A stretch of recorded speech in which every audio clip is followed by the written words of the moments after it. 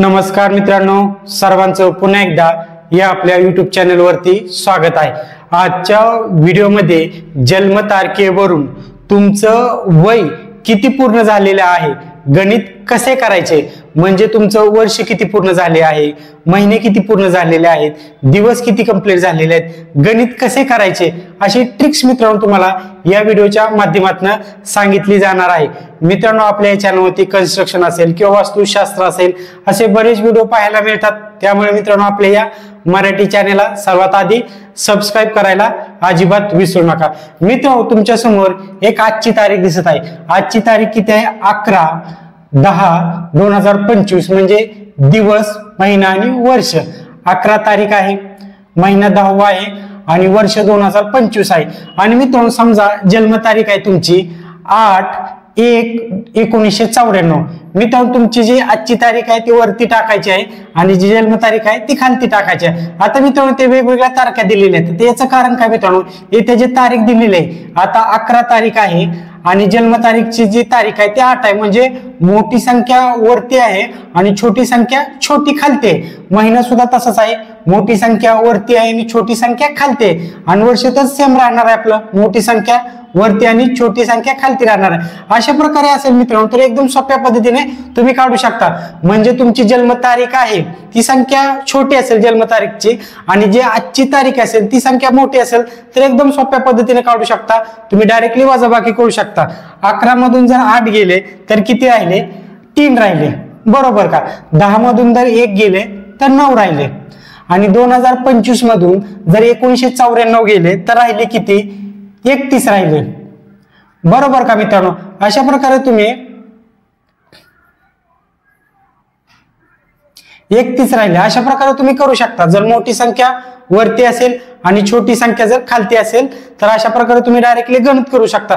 पण मित्रांनो, जर अशा प्रकारे असेल, हे ते बघू शकता, आजची तारीख किती टाकलेली आहे पुन्हा 11/10/2025 आणि समजा तुमची जन्मतारीख अशा प्रकारे असेल। आता मित्रांनो, जी तारीख आहे ती तारीख वरती जो आजची तारीख आहे ती संख्या मोठी आहे आणि जन्मतारीखची संख्या आहे ती छोटी आहे। आता यातून तुम्ही डायरेक्ट वजाबाकी करू शकता। पण मित्रांनो, जर महिना आहे ती संख्या जर छोटी असेल वरती आणि जन्मतारीखीची संख्या मोठी असेल तर गणित कसे करायचे मित्रांनो? आता वर्ष तर आपलं सेम राहणार आहे, यात काय बदल होणार नाही मित्रांनो। आता 11 मधून जर 9 गेले तर राहिले किती? 2 राहिले। तुम्ही डायरेक्टली अशा प्रकारे करू शकता। पण मित्रांनो, समजा मोठी संख्या छोटी संख्या वरती आहे आणि मोठी संख्या जर खालते तर गणित कसे करायचे येते आता तुम्हाला थोडंसं जमलिंग होईल किंवा समजणार आहे मित्रांनो। आता काय करायचं आहे, जे आपलं 2025 आहे, 2025 जे वर्ष आहे यातून मित्रांनो 1 वर्ष इकडे उसणं घ्यायचं आहे। एक गणित करण्याची ट्रिक्स आहे मित्रांनो। 2025 यातून 1 वर्ष इकडे घ्यायचं आहे। आता 1 वर्ष किती असतं? 12 महिन्याचं 1 वर्ष असतं का मित्रांनो? आता या 10 मध्ये तुम्हाला 12 मिळवायचं आहे, 10 मधून 12 मिळवायचं आहे। गणित करण्याची ट्रिक्स आहे मित्रांनो। 10 मध्ये जर 12 मिळवले तर किती येणार आहे? 22 येणार आहे, बरोबर का? आता या 22 मधून तुम्ही डायरेक्टली 12 वजा करू शकता। उत्तर किती येणार आहे? उत्तर येणार आहे 10। बघा मित्रांनो, समजले? हे 2025 आहे, यातून 1 वर्ष इकडे उसणं घ्यायचं आहे, म्हणजे 12 महिन्याचं 1 वर्ष आहे, त्या संख्येमध्ये तुम्हाला 12 मिळवायचं आहे। उत्तर किती येणार? 22। 22 मधून 12 वजा होतं का? होतं। उत्तर किती येणार? 10। समजलं मित्रांनो? आता इथे गणित कसं करायचं आहे मित्रांनो? 2025 मधून 1994 वजा करायचं आहे का? नाही मित्रांनो, ऑलरेडी 1 वर्ष इकडे गेलेलं आहे, त्यामुळे इथे किती राहिलेलं आहे? इथे मित्रांनो 2024 राहिलेला आहे। 2024 मधून तुम्हाला 1994 वजा करायचं आहे। उत्तर किती येणार आहे मित्रांनो? उत्तर येणार आहे 30, बरोबर का मित्रांनो? हे अशा प्रकारे तुम्ही करू शकता। समजलं मित्रांनो? अशा प्रकारे जर तुमचे जे महिना आहे तुमचा दिनांक ती जर संख्या मोठी असेल तर आता मित्रांनो इथे बघू शकता, इथे मित्रांनो जी तारीख आहे आणि महिना आहे दोन्ही संख्या आहेत मित्रांनो ते मोठे, म्हणजे आजची जी तारीख आहे ती संख्या छोटी आहे आणि जी जन्मतारीखीची संख्या आहे ती मोठी आहे तारखेची सुद्धा, आणि महिना जो आहे मित्रांनो तो सुद्धा आजच्या तारखेचा संख्या छोटी आहे आणि जन्मतारीखची संख्या मोठी आहे। तर इथे कसं करायचं मित्रांनो? ठीक आहे, आता लक्ष द्या व्यवस्थित मित्रांनो। आता 11 मधून 19 जातं का? नाही जात मित्रांनो। तर काय करायचं आहे, इथे जो महिना आहे ना मित्रांनो 10वा महिना, यातून 1 महिना इकडे उसणं घ्यायचा आहे, 1 महिना इकडे उसणं घ्यायचा आहे। म्हणजे या 11 मध्ये 1 महिना किती दिवसाचा असतो? एक सरासरी 30 दिवसाचा असतो। आपल्याला 11 मध्ये 30 मिळवायचा आहे, उत्तर किती येणार आहे? 11 मध्ये जर 30 मिळवलं मित्रांनो तर 41 येणार आहे. आता 41 मधून 19 वजा होतं का? होतं मित्रांनो. किती येणार आहे उत्तर? 22 येणार आहे.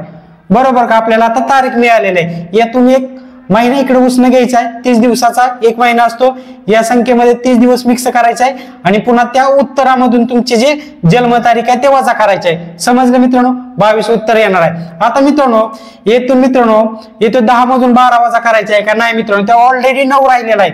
येथे ऑलरेडी 9 राहिलेला आहे. एक महिना इकडे गेलेला आहे. आता 9 मधून 12 वजा होतं का? नाही होत मित्रांनो. त्यासाठी काय करायचं आहे? हे 2025 आहे ना, या 2025 मधून एक वर्ष इकडे उसणं घ्यायचं आहे. पुन्हा एक वर्ष घ्यायचं आहे म्हणजे 12 महिन्याचं एक वर्ष होणार आहे. पुन्हा या 10 मध्ये 9 मिळवायचं नाही, तो ऑलरेडी 9 झालेला आहे. 9 मध्ये तुम्हाला 12 मिळवायचं आहे. 9 मध्ये जर तुम्ही 12 मिळवलं तर उत्तर किती येणार आहे मित्रांनो?